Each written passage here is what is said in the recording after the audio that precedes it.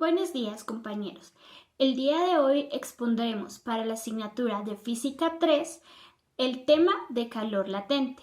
Nuestro grupo está conformado por Manolo Aguilar, Juan David Cepeda, Ángel González y quien les habla, Samantha Vázquez. Para comprender adecuadamente el término de calor latente, debemos hacer un análisis conceptual previo que nos permite identificar los términos básicos relacionados con el calor latente y el análisis de este. En primer lugar, calor, energía y temperatura.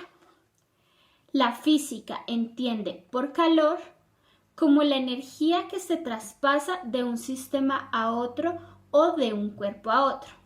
Una transferencia principalmente vinculada al movimiento de moléculas, átomos y otras partículas.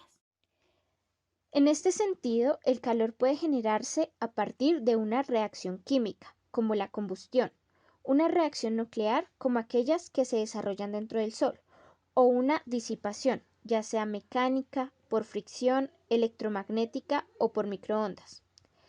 Es importante tener en cuenta que los cuerpos no tienen calor, sino energía interna. Cuando una parte de esta energía se transfiere de un sistema o un cuerpo a otro que se halla a distinta temperatura, se habla de calor. El traspaso de calor se producirá hasta que los dos sistemas se sitúen a la misma temperatura y se alcance el denominado equilibrio térmico. La cantidad de energía térmica que se traspasa se calcula y se expresa en calorías.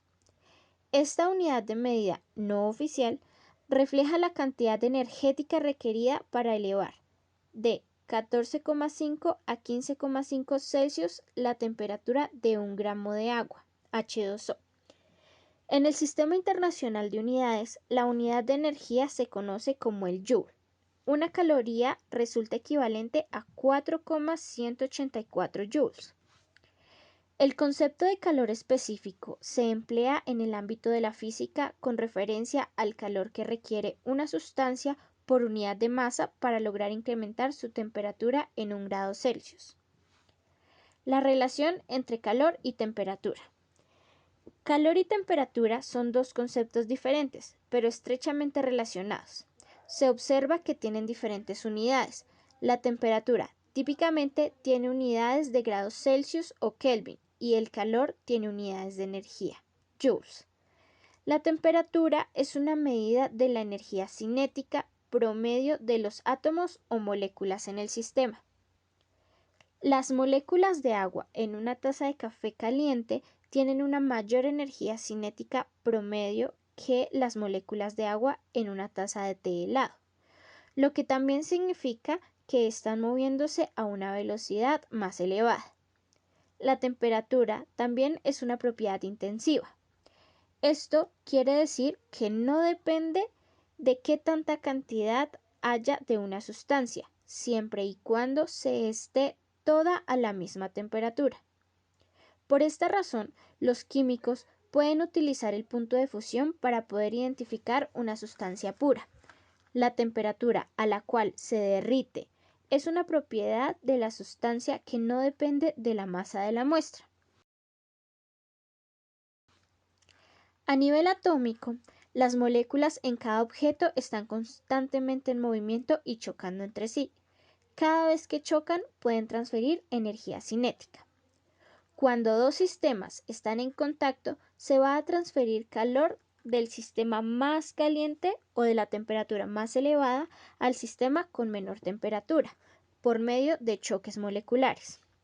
La energía térmica va a fluir en esa dirección hasta que los dos objetos lleguen a la misma temperatura. Cuando esto ocurre, decimos que están en equilibrio térmico, como ya lo habíamos mencionado. La ley cero de la termodinámica. Definir el equilibrio térmico. La ley cero de la termodinámica define el equilibrio térmico en un sistema aislado. De acuerdo con esta ley, cuando dos objetos en equilibrio térmico están en contacto, no hay transferencia de calor neto entre ellos. Por lo tanto, están a la misma temperatura. Otra forma de enunciar la ley cero es decir que si dos objetos por separado están cada uno en equilibrio térmico con un tercer objeto, entonces ellos están en equilibrio térmico entre sí. La ley cero nos permite medir la temperatura de los objetos. Cada vez que usamos un termómetro, estamos utilizando la ley cero de la termodinámica. Por ejemplo, digamos que medimos la temperatura del agua en una tina de baño. Para asegurarnos de que la temperatura es correcta y la lectura es correcta, generalmente queremos esperar a que la lectura de la temperatura permanezca constante. Así que estamos esperando que el termómetro y el agua alcancen un equilibrio térmico. Cuando lo hayan alcanzado, la temperatura del bulbo del termómetro y del agua de la bañera será la misma. No habrá transferencia de calor neto de un objeto a otro, suponiendo que no haya pérdida de calor hacia los alrededores, logrando así una medida exacta. En segundo lugar, calor específico. Para comprender la noción, por lo tanto, debemos tener varias ideas en claro.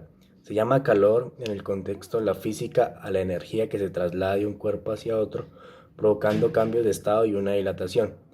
La masa, por otra parte, es una magnitud física que hace referencia a la cantidad de materia que se presenta en un cuerpo. La temperatura, por último, es otra magnitud física, en este caso orientada a nivel de calor que tiene el ambiente o un cuerpo. La masa, por otra parte, es una magnitud física que hace referencia a la cantidad de materia que está presente en un cuerpo. La temperatura, por último, es otra magnitud física, en este caso orientada a nivel de calor que tiene en el ambiente o en un cuerpo. Podemos advertir que el calor específico es la energía que necesita una unidad de masa de una sustancia para aumentar su calor en 1 grado Celsius. El calor específico, que puede representarse con la letra C minúscula, suele estar vinculado a la temperatura inicial de la sustancia. Se trata de una propiedad intensiva de la materia. A medida que crece el calor específico de una sustancia, se necesita de una mayor cantidad de calor para lograr el aumento de la temperatura. Si tomamos el caso de sustancias en estado gaseoso, podremos notar que el nitrógeno tiene un calor específico másico superior al del oxígeno. Por lo tanto, necesita más energía para lograr el incremento de calor en una unidad de masa de nitrógeno que de oxígeno. El origen de la denominación de este concepto se encuentra en las investigaciones del físico escocés Joseph Black, quien llevó a cabo diversos experimentos calorimétricos y acuñó la frase capacidad para el calor. La calorimetría, por su parte, es la rama de la física que tiene el objetivo de medir el calor en un cambio de estado o una reacción química, haciendo uso de un incremento conocido con el nombre de calorímetro. En específico, podemos decir que la capacidad calorífica específica media, la cual se representa con el símbolo C, corresponde a un intervalo de temperaturas definido de tal manera C igual a Q sobre M por el diferencial de T. La variable K representa la energía que se transfiere entre dos sistemas o entre uno y su entorno en forma de calor. M, por su parte, corresponde a la masa del sistema. Si estuviésemos hablando de un sistema específico molar, entonces deberíamos usar la letra N. Por último, se encuentra el delta de temperaturas, es decir, el aumento de temperatura que atraviesa el sistema por lo cual no se debe olvidar que las dos variables se encuentran después del signo de división deben multiplicarse entre m por el diferencial de temperatura. Finalmente, calor latente. La noción de calor latente alude al calor que, al ser recibido por un cuerpo, no incrementa su temperatura, sino que es utilizado para que se produzca un cambio de estado. Es importante destacar que la temperatura es la magnitud física que se encarga de expresar el nivel del calor. En el caso del calor latente, se trata de energía que no aumenta esa magnitud en el cuerpo. Puede decirse que el calor latente es la energía que un cuerpo o sustancia requiere para cambiar su estado. Una sustancia en estado líquido, por ejemplo, necesita un determinado calor latente para pasar a una fase gaseosa. En este contexto, el calor latente puede denominarse calor de evaporación. En un sentido similar, una sustancia sólida requiere de calor latente para pasar a un estado líquido, el calor de fusión. Como el calor no se traduce en una variación de la temperatura mientras se desarrolla el cambio de estado, parece estar escondido. Por eso se habla de calor latente, ya que añade calor a la sustancia sin que cambie su temperatura. Cuando el calor es aplicado a una sustancia que no registra un cambio de estado, pero sí se incrementa su temperatura, los expertos hacen referencia al calor sensible. Cabe mencionar que esta es la forma en la cual entendemos el calor en el habla cotidiana, ya que solamente entendemos la variación de temperatura.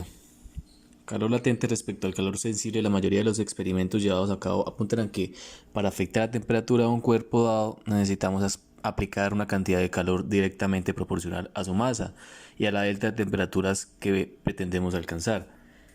Para continuar con la explicación del concepto de calor latente, tomemos por ejemplo un experimento a través del cual aplicamos calor a un cubo de hielo, dado que este último se encuentra a una temperatura por debajo de los 0 grados, donde el agua debe cambiar de estado líquido a sólido. En primer lugar, para que obtuviésemos el trozo de hielo, deberemos alcanzar ese umbral y cruzarlo si queremos ver el proceso inverso. A continuación realizaremos un ejercicio donde utilizaremos los tres conceptos previamente vistos: calor específico, calor latente y calor sensible, donde pasaremos un cubo de hielo de 1 gramo de peso desde menos 30 grados Celsius a 120 grados Celsius, y en estas condiciones tendrá que hacer los dos cambios de estado, de sólido a líquido y luego de líquido a gas, porque lo estamos realizando a presión constante y por lo tanto despreciaremos este dato. Nuestro sistema arranca en menos 30 grados centígrados, entonces primero debemos llevarlo, el hielo, hasta 0 grados, que es la temperatura de transición de hielo a agua líquida. Entonces metemos nuestro calor primero y pues metemos el calor para alcanzar el punto de fusión, que sería calentar el hielo. Entonces solo usamos la masa del hielo por el calor específico del hielo, por el cambio de temperatura que es de menos 30 hasta 0, o sea, un cambio de temperatura de 30 grados centígrados. Luego, ya estando acá, seguimos introduciendo calor, pero para derretirlo. No vamos a poder aumentar la temperatura. Entonces, primero debemos convertir el hielo en agua. Entonces va a haber un espacio por acá, esta zona de acá, donde sigo introduciendo calor, que vamos a llamar calor a la primera parte. La segunda parte va a ser calor B, que es donde estoy derritiendo el hielo, que va a ser la masa del hielo por el calor latente de fusión del agua, de la sustancia, que es agua. Entonces le metemos calor al hielo. En esta zona, para cuando se derrita todo el hielo, que sería nuestro calor B, podemos seguir calentando el agua, convirtiéndolo en agua líquida, hasta que llegue en 120. Pero primero debemos llevar a 100, que es nuestra temperatura de evaporación del agua. Entonces calentamos el agua hasta 100 grados, lo vamos a llamar calor C, Entonces sería masa de 1 gramo por el calor específico del agua multiplicado por el cambio de temperatura, que sería de 100 grados positivos. Entonces este sería nuestro calor C. Luego estamos en otra frontera que pues tenemos que introducir otra cantidad de calor para convertir nuestra agua en gas, que lo vamos a llamar calor D, para poder transformar el agua en agua líquida, para poderlo convertir finalmente en vapor de agua, que sería masa de 1 gramo multiplicada por el calor de evaporación del agua, y este sería mi calor D. Luego, cuando tenemos toda el agua convertida en gas, solamente falta calentar la última parte hasta llegar a los 120 grados, que sería nuestro calor E. Entonces simplemente multiplicamos la masa por el calor específico del vapor de agua, por supuesto, por el cambio de temperatura, que serían más 20 grados centígrados. Y este de aquí es la última cantidad que hace falta, calor E. Sustituyendo los valores, nuestro calor de fusión para el agua es 3.33 por 10 a la 5 joules por kilogramo. El calor de vaporización del agua es de 2.26 por 10 a la 6 joules por kilogramo. Entonces lo que nos dice acá es que si tenemos 1 kilogramo de hielo que queremos convertir en agua, necesitamos toda esa cantidad de energía. Y lo mismo para el agua, convertirlo en vapor de agua. Entonces ahora sustituimos todo en las fórmulas. Entonces tendríamos que el calor total es de 3110 joules, que podemos comprobar con calma.